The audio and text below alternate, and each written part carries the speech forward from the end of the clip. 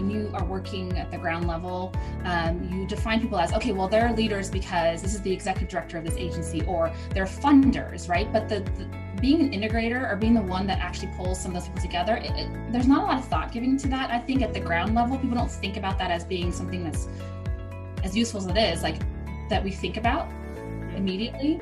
So I think thinking outside of our box of, well, we need to have the funders and the executive directors and the so-called leaders at the table, but expanding what that means, that integrators also have a huge role because it keeps the momentum going and actually can mean that we actually get to where we want to be, what our goals are, together in partnership. I feel like we've stepped in more confidently and owned our vision of working together and sharing the work and doing it with this strong equity lens.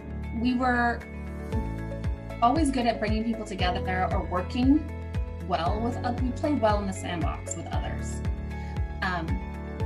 But I think we were able to define ourselves more closely as an integrator. Like sometimes when you also give a name to something, you label it, right? And then you can kind of own it too and say, these things we do well, right? And so I think that over time, as we became more comfortable with what the functions were, and again, being more intentional, being more mindful, and going back to our activities and what the different functions were, I think we were able to define ourselves more as integrators.